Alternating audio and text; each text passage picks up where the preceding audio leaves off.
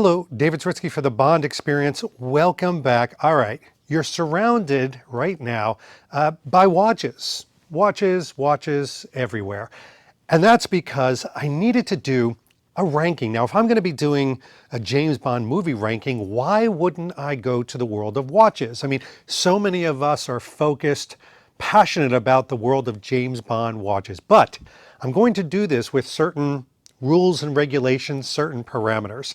Number one is any of these Bond watches that I'm ranking, I need to own them.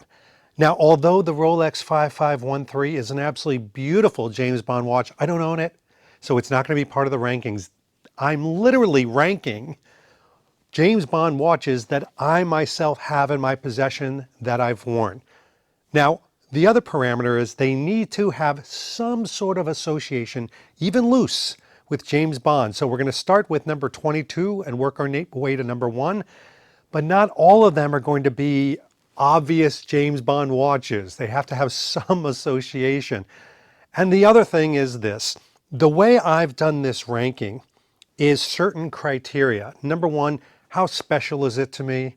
How does it make me feel? Do I wear it a lot? The association of the story of how I collected that and how important or significant is that in the impact moments of my James Bond journey. All of those were factored to create this. So I promise you there will be people in the comment section that go, David, you're crazy. How could you put this watch higher than that watch? Is there something wrong with you? Are the oxygen levels low where you live? But again, this is a person's opinion, one person's opinion, and I've got to go with that. But without further ado, let's jump into it. Okay, starting with number 22, and this is kind of scraping the barrel, but this was a really kind of a giveaway when I went to Villanova, did a talk on James Bond. A friend of mine had given this away, said it was a promotional thing. Nowhere on here does it say James Bond, but it does say British Secret Service MI6. It's got a cute little back to it. And it's got a compass on the strap, which I thought was kind of a neat secret spy thing. But other than that, it's got to be at the bottom of the barrel. Coming in at number 21 is this homage watch, Live and Let Die, WMT. Now this is not a knockoff watch. This is just an homage watch. The bezel itself, the lights, the markers, now than the bezel, actually turn red, which I thought was quite cool. But this is from the Watch Experimental Unit. Again, I never wear it because it is an homage piece and it sort of looks like a Rolex and I don't want to be that person. So there it is in all of its glory. Number 20 is a Swatch watch. It's the Octopussy Swatch watch. This is actually something I gave to Danielle, but it's still owned in the Zaritsky family, so it still counts. Kind of a nice piece, has an interchangeable bracelet. But again, as far as anybody wearing it, not so much. Doesn't have a lot of nostalgia for me. It's something that we purchased a long time ago and sort of sits in the collection. Still nice, but it's on the low end. Number 18 is a gift. Somebody gave this to me as a gift, the Grune, which I believe may have appearances in other movies other than Diamonds Are Forever, but have not worn it yet. Miraculously, it still works. I mean, you can see it's been through some time. It's been through some journey. I love the piece. I just haven't had a chance to wear it yet. So the other thing is it's part of Diamonds Are Forever. It ranks a little bit lower on the scheme of things, but not at the bottom of the barrel. Now we're starting to get climbing up a little bit. Number 17 is going to be connected to people's hearts, and it is to mine as well. It's a promotional watch that I received many years after GoldenEye. And by the way, check this out. This is from 1995, but it still lights up. I have not replaced the batteries in here, folks, which is just crazy. But it is a promotional watch. It's a little bit of a shelf hanger for me. I love it because it is associated with Brosnan's first watch, but you know, GoldenEye for me, I'm not of the generation that was connected to the video game too much. So GoldenEye remains maybe my third favorite Brosnan. So it's still good, but it's not all the way up the rankings.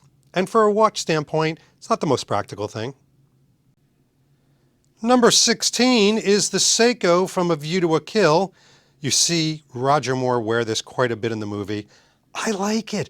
And again, this was a gift from somebody, which I really do appreciate. I like that it is a sign of the times. It looks very Roger Moore. It's something I've actually worn once. How do you like them apples? But, you know, A View to a Kill, if you look at my rankings, not the most passionate thing. So, unfortunately, it's still a little bit lower down the ladder.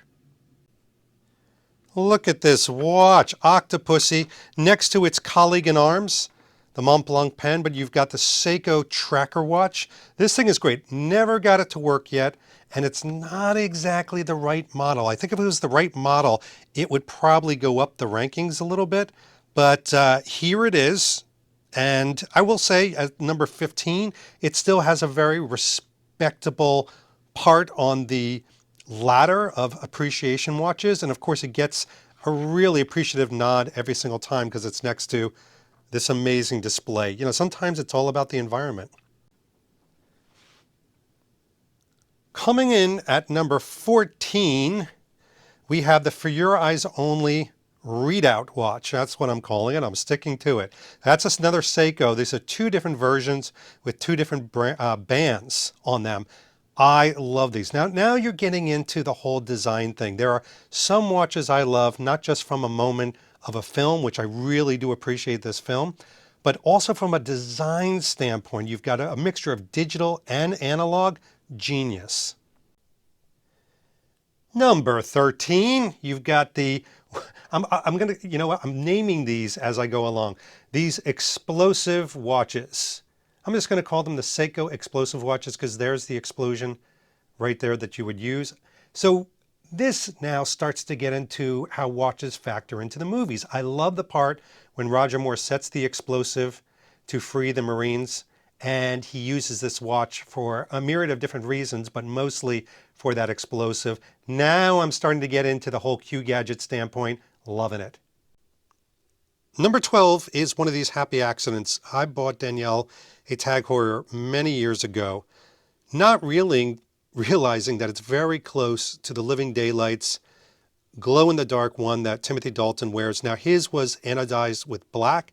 This is the silver version, and you can see that there's been some water damage on the glow-in-the-dark face, which is unfortunate. But I tell you, I have a lot of heart and passion for this. From a watch standpoint, it's still a great watch. You know something? I need to get this thing serviced. Coming in at number 11 is the Live and Let Die Pulsar watch. Now, I just talked to you about design. Hard to beat this design. It's not quite the correct one. It's got an extra button on it, but it still works. Love it. You know, here is my number one Roger Moore movie. This was such a sign of the times, during the times, and even after. They re-released this with Hamilton. It is one of those really cool identifiable watches that everybody knows. It's got that mid-century modern look, plus the connection to the film, plus it's sleek. Yeah, I like it. I love it. And by the way, I've worn it, which is why it's really climbed pretty high up the ladder. Now, I really like what Swatch has done over the years, but check this out. They actually had a Swatch in a James Bond movie, No Time to Die. Q wears this Swatch watch. It's even got the Q emblem. Love the packaging on here, which is why it hits number 10. Yes, this is number 10 in the series. We're more than halfway through, so it's a happy moment. I think I've worn it 3 times. And again, this is not exact science. I don't typically gravitate to it because it's Q, and as a character, I don't quite emulate that, but love the packaging, and here it sits amongst the rest of the display. Coming in at number 9 is not a James Bond watch per se, but what I love about the Atelier Jalapia is that it has a part of the DB5 on the face, as part of the face. Yes, that is an actual piece of a DB5, which again, it's a great watch. It's a great company. I love that band, which looks like a pair of driving gloves. So it gets high marks and the displays and everything that it comes with just draws it up. I've worn this a bunch just because it isn't a James Bond watch, so I can have a little bit of more fun with it. Coming in at number 8 has to be the TV watch, the Seiko TV watch. Now I got to tell you, there's a lenticular lens in there that, yes, it does move like there's an actual TV thing going on in there. And this has not only been worn by me, but by other people as a part of just having fun. I mean, this is fun with a capital F. It captures my appreciation, my nostalgia with Roger Moore being one of my first James Bonds that I ever got used to. It has climbed super high up my watch list. And again, look at that. Look at the design. Folks, that was a TV watch from the era of Octopussy, which is insane. And so it's got a very prominent part of the display right here. It's just fun. Okay, so now a part of the ranking is we've got to go to the box. Now, I would guess that most, if not all of you, own a box like this. This one in particular is kind of a throwaway story from No Time to Die. That's for another day. But this is where I keep my, what I call go-to, my everyday watches. And a lot of you probably do have a watch box. Helps to organize them, keep the dust off. And yes, very grabbable on the go. But these are also part of my next rankings. Well, of course they are. All right, let's open the box. And we're going to be heading to the first one at number 7. Number 007. Number 7 is the Rolex No Date. This is amazing. Now, obviously, it's not the 5513 from the 60s. It's a more modern uptake on it, but I love the clean lines of this. I love that it replicates many of the Sean Connery moments, as well as, of course, a Roger Moore moment with Live and Let Die. The bezel, everything about it is just perfect. This one has been adopted very heavily by Danielle because she loves it too. And it's classic. You know, I only own one Rolex. So if I was to wear and own one Rolex, to me, this is the one to own. Okay, coming in at number 6. Now, this might surprise a lot of people that it's number 6 and only number 6 because of the nostalgic, heartfelt, oh, by the way, first Omega watch connection. This is the Tomorrow Never Dies that I received when I was just a wee young man in 1997 around Tomorrow Never Dies. Love it. Still wear it. It's my blue go-to watch in many cases. It's wonderful. And again, it has that nostalgic connection and feel. And what do they say? Everybody's first is special. My first Omega is still very special. Number 5 is cradled right next to it. It's the No Time to Die Omega watch. This is, I love that this looks different than all the others. Talk about variety. You've got the titanium mesh bracelet. You've got the Milanese, if you will. You've got the brown face, the connections to Jamaica. You've got the hands. You've got the military markings. This is such a different watch, and it wears differently. It feels different. It can be worn with something nice. It could be worn with something casual. It has so much versatility and legs. I go to this, I would say probably a couple times a month, just for fun. I mean, I just have fun and I smile when I look at it. It just creates happiness. Number 4, and a lot of people's favorites, the Spectre. Now, if you count the box and display with this one just goes right up the rankings. But these are my rankings, so I get to own them. I do wear this quite a bit. I would say maybe once every week or 2 weeks at the most. Super comfortable. Love that it's a harkening back. Love the NATO strap. It's got a very different look to it. I typically do not wear this with suits, but I'll wear this with things from Spectre. Like I just wore the Solden jacket. I grabbed this. And talk about rarity. I get a lot of people talking about the rarity aspect. I guess that does play into me liking it, but the other factor is you can see that this has been worn. These watches are not babied, and this is one that I can be a little rough and tumble with. Okay, now we're getting in the top 3, folks. Oh boy. So top 3, and not coming in at number 3, is my Casino Royale PO. This is something 45.5, huge real estate. Look how much it pops up above the other ones. I go to this minimum once a week. This is my jeans wearing, water playing in, snorkeling watch. I have to go to this because it's the entry point with Daniel Craig, which is very special to me. Daniel Craig. Plus, I love the look of the watch. It's a big honking monster. It's got real estate in my 7.5-inch wrist. Maybe it's too big for some people, but for me, it's just right. And I still like it. I still get very nostalgic, and it's connected to my #1 James Bond film. So for all those reasons, it's in the top 3 at #3. But what's #2?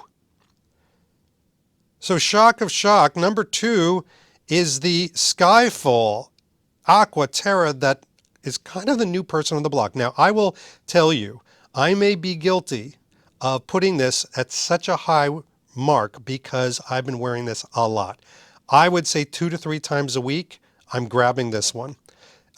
Mostly with suits, nice outfits, elevated, business pitches, corporate events. This is my go-to watch. I cannot stop staring at that blue. I mean, the blue is everything. Yes, it stands against the casing. And by the way, comfortable watch. The 38.5, which again, 45.5, 38.5. The 38.5 I thought was going to look small. I love that it looks dressier because of the lack of edged bezel, because of the size of it. This thing, you know what? Why have I been waiting so long to get this? That's my takeaway. And ladies and gentlemen, coming in at #1, dun, dun, dun, the Quantum of Solace Omega watch. Yes, here it is in all of its glory. Love the sizing of it. Love the look of it. Love the connection to Quantum of Solace. Again, love the portrayal of Daniel Craig in this movie. It just feels great, and it goes with everything. It's such a classic looking watch. Everything about it is my go-to, and it is my go-to every single day, probably 3-4 times a week. I'm grabbing this watch. Goes with jeans, chinos. I've stopped wearing it with the more formal wear because I've gone to the Aquaterra from Skyfall, but the Quantum of Solace Omega watch, it's just right. I mean, this is the Goldilocks, truly the Goldilocks of my James Bond watches because it's just right. I love it. And by the way, for you eagle-eyed people, you may have noticed that I had chosen this from the beginning of the video because I was wearing it the whole time. Well, there you have it. All 22 Bond watches that I own ranked in descending order. So listen, here's the reality. All these rankings are so subjective. They're one person's point of view and opinion. I'd love to hear yours. Probably somewhere you're saying, David, how on earth could you have ranked that? #3, #6, #1 is the oxygen low where you are. But I do value your opinion as well. Wait. Sorry to interrupt this video. But before we ended, I got to tell you a story. So I'm sitting there and I'm editing this video, and just to let you know, I've done a little bit of preparation for this video. I counted the watches that I had. The James Bond one came to 22. So I'm like, all right. Then I figured out the order. It took me a long time to figure out the countdown. But there was something that was nagging at me. There was something that was telling me, like, did you get all the watches, David? Did you get all the watches? And you know something? I did not get all the watches. I forgot that I had a 23rd watch, and a pretty important one, because this is something that I had put away out of my collection to keep it safe. And of course it is, the 60th anniversary Omega watch. I had completely forgotten that this is a watch, a beautiful watch, but just to be totally transparent, this is something that I was hiding away because it's worth so much money now. It was cost under $10,000 and now it's worth, I don't know, $18,000. So it's not something that I wear, and I had put it away for safekeeping and I forgot this was the watch. So I've got to answer the question, because I do own this watch, where would it fall in the scheme of things? And it's right before the Rolex, but right after the Seiko TV watch. So it's somewhere in the middle there of the Seiko TV watch and the Rolex. I'd love to put it over the Rolex, but I don't wear it enough. If I had the bravado of wearing this very expensive investment, it would rate higher, but it's probably rating just below the Rolex now. And that's me being honest. And it's also being very transparent that I forgot one of the watches in this measurement. But there you go. Still number one for me is the Quantum of Solace. It is. So there you go. Oh, I'm sorry. Back to David's video. This has been mine, and look at the time. I've got to go. In the meantime, I hope you enjoyed this. Rankings change from time to time. You get that new kid on the block. Suddenly that's your favorite. So keep checking back with me. In the meantime, Tempus Fugit. This has been David Zaritsky for the Bond Experience, and we'll see you real soon. Take care. Thanks for watching this episode. If you want to be up on the latest from the Bond Experience, just click on this subscribe and subscribe to our channel. You're going to get all the latest and greatest information, plus some exclusive content. And by the way, speaking of content, here's something especially for you, just because we know you. Talk to you soon.